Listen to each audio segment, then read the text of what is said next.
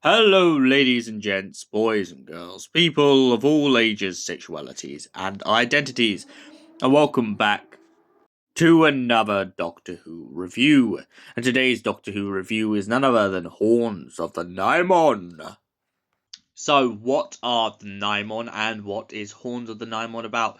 Well, we've previously done a story about the Nimon, and the Nimon are essentially like out of space kind of Minotaurs. They're big horned creatures with the power of lasers. This is kind of a story about hostages and Nimon, and essentially the Nimon have captured a bunch of kids who have been basically kidnapped and are floating throughout space. The Doctor and Romana too accidentally come across the Nimon when they're out for a trip in outer space. This is when we get a lovely glimpse of Romana 2's sonic screwdriver. Romana 2 ends up going into a bit of an investigation mode when the Doctor finds himself captured by the Nimon and finds himself in a situation in which he must discover what the Nimon's purpose is. It turns out that they're using a giant pyramid that they're going to use to try and conquer the universe. Upon the pyramid is giant horns like the Nimon have on their heads. But to do this they must capture hostages and use them as kind of a power source. The aim of the Nimon is essentially to drain all of these beings of their essence and use it as a giant super weapon. So in a way, the best way to describe this episode is think of it a bit like the Nimon are the Empire and the giant pyramid is kind of the Death Star. However, the problem that Romana 2 comes across in this story is their spaceship is very much like a labyrinth, so she has to use her memory to get out of it. The Nimon finally meet their match, however, when it turns out that K9 comes to the rescue. He manages to help Romana save the hostages and, of course, sends the Nimon back out into space.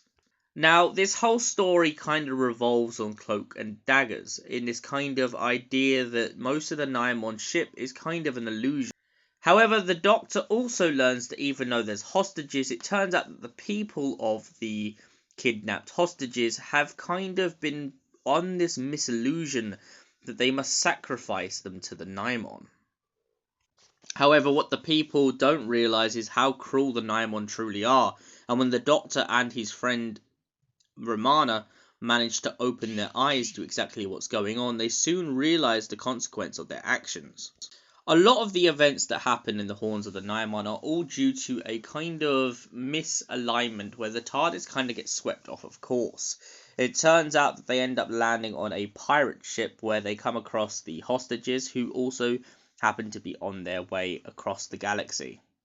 The Doctor also has an argument with the Nimon after he realises they believe themselves to be gods.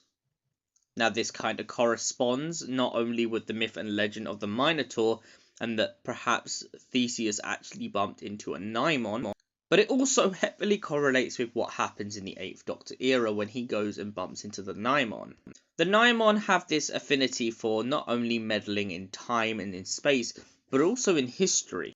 In the 8th Doctor era, they decided that they would mess with history by trying to poison lots of people in order to get what they want. However, with the Doctor's good ingenuity, he manages to go back in time and stop the Nimon once and for all.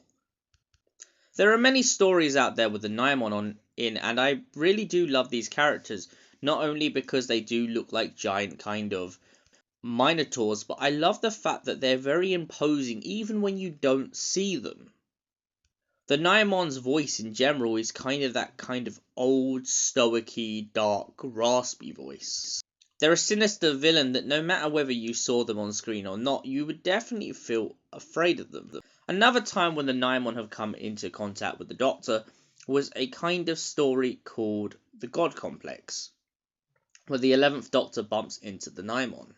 However, that Nimon in that story, compared to this one, is locked in a kind of prison and the only way out is to kill itself. In this story, however, the Nimon are definitely the power boss, and Tom Baker's Doctor kind of feels powerless halfway through the story to stop them. So what did I think of the Horns of the Nimon in general? I really do love this story, and for that reason I give it a solid 10 out of 10. Thank you for watching, and we'll see you in the next Doctor Who review. Until then, goodbye, stay beautiful, and have an incredible night.